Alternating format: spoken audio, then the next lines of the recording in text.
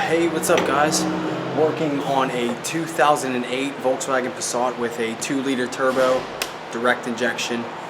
Customer complaint is an extended crank, lack of power. It runs like crap for a minute, then smooths out, but the main thing is no power, so let me crank it over real quick.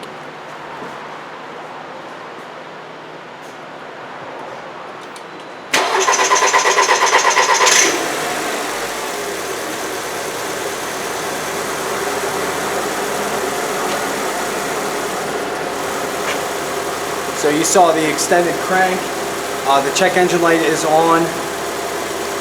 Let's get the scan tool hooked up and see what kind of trouble codes we have.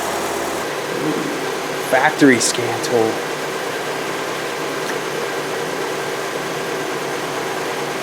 This is a sedan. BPY is our engine code. We're not going to use guided fault finding.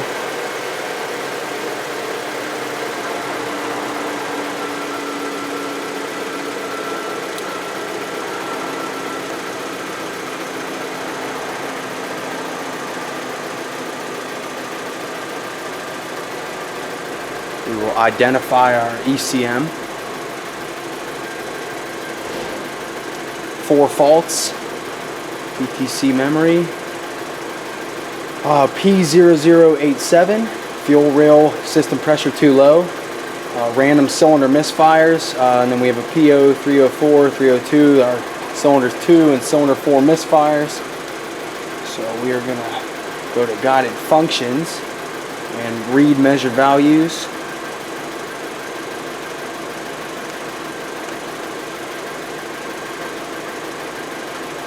And our misfire counters are 15 and 16. And our fuel rail pressure is 106, 103, I believe.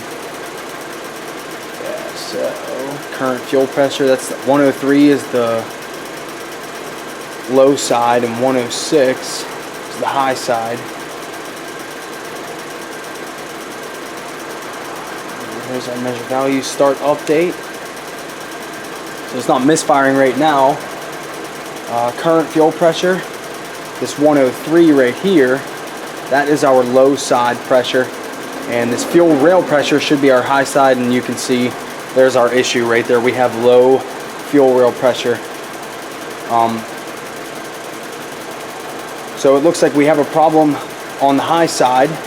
Our low side is good, 5.7, 5 to 6 bars, pretty good. So that tells us that our low side pump is definitely putting out, and what this vehicle is running on right now is low side pressure.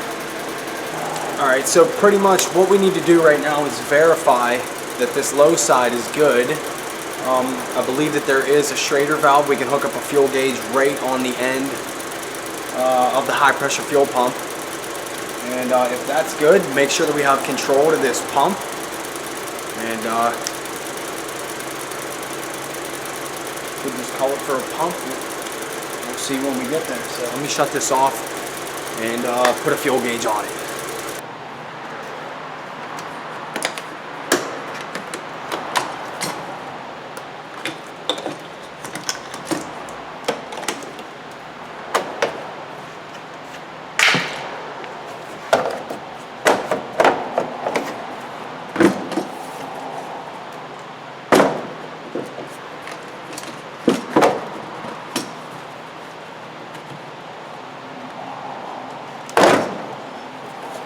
Those are tight.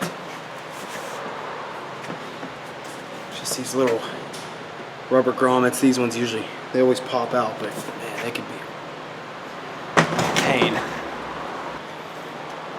So here is our high side pump. Nice little Schrader valve. We can hook a fuel gauge up to. All cars should have that.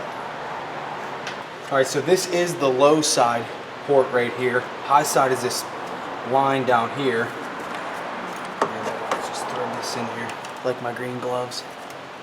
I hate getting fuel on me. Well, I don't know who likes it, but I'm gonna get a little squirt out of here.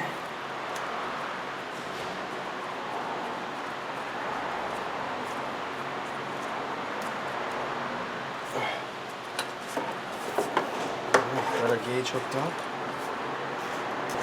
It's as tight as it's going to be. See what we have.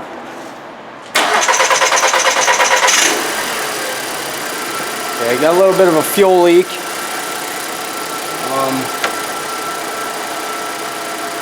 We got about 60 to 70 on the gauge. A little bit of a fuel leak in there. So, but this confirms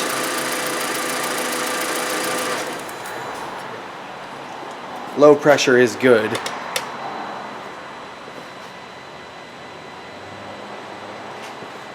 Yeah, and that leak in my gauge is affecting. That pressure already dropped off. But low side's good.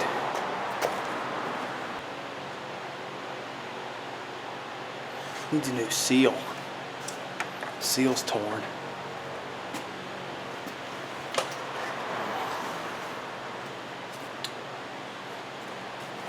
Alright, so pretty much all we need to do is make sure that we have control going to this solenoid. Alright, so we verified low pressure. Somewhat. I had a leak in my gauge, but pressure was up there. 5 to 6 bar. I'm not good at math, but I don't know what that is pressure-wise.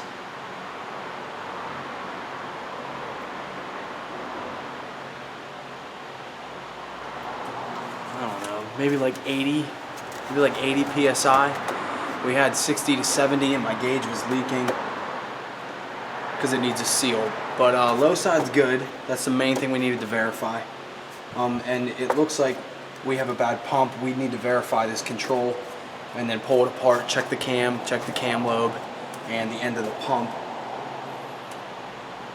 That may very well be what killed the pump if that's the case. So verify control. This is just a 2-wire solenoid on top of the high pressure fuel pump. And I believe it's ground side switched.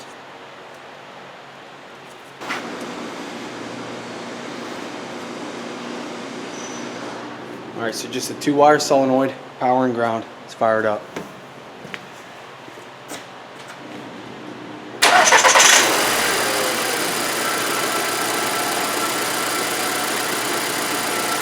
We do have a signal.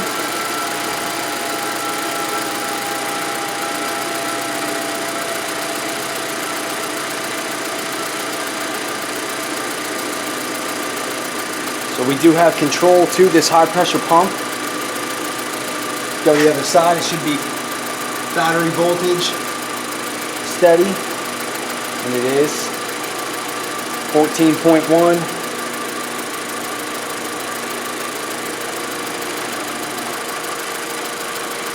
So it looks like we need a high pressure fuel pump. One more check that we need to do is pulling this pump apart and making sure the cam and the follower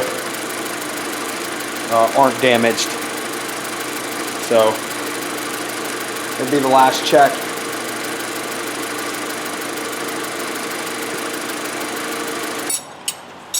Don't mind me, Dan. Another film, huh? Yes. All right. Gotta move this PCV line. Careful not to break it. It's our low pressure sensor. Plug that.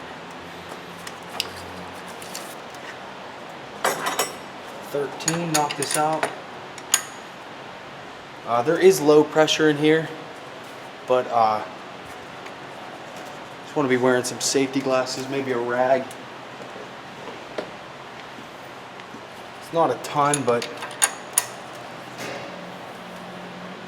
it's enough. Some fuel's definitely going to squirt out of there.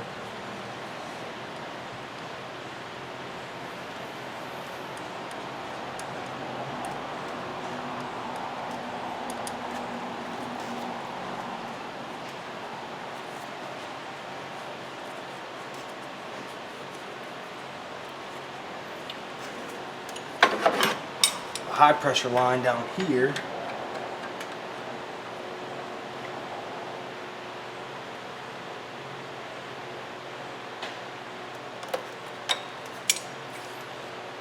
We don't have any high pressure, so we just took the low pressure out of the system, so we should be good there.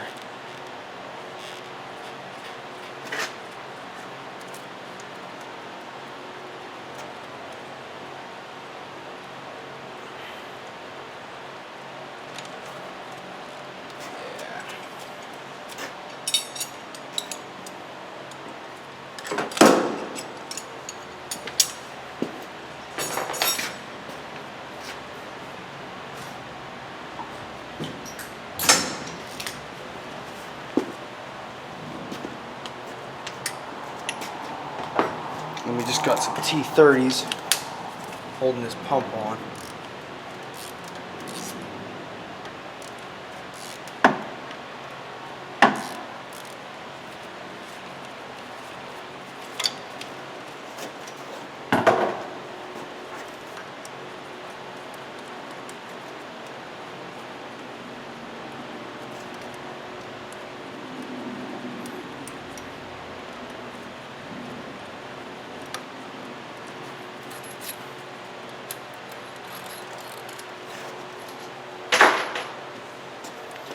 Slide this pump on out of the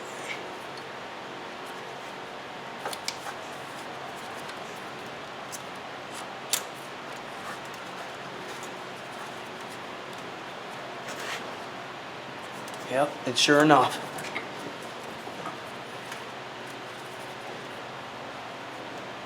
get you guys a shot of that. That's the camshaft. Get that follower out of there. Oh, it's jammed in there.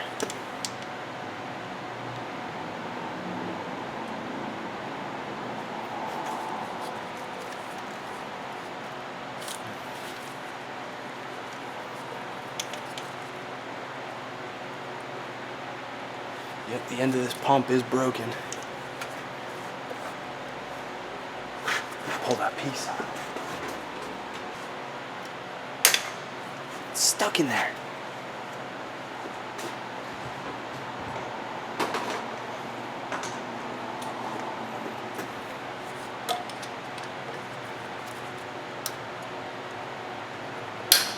Man.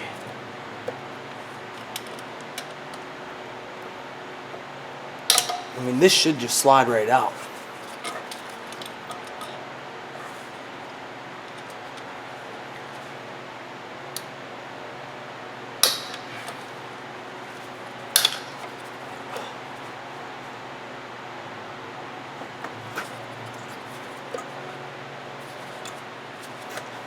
See if I can show you the end of the pump. This pump is broken. That cam follower is rubbed through and I can't even get it out. So what this car needs is a high pressure fuel pump, a cam follower, and a intake camshaft. Wish I could get it out.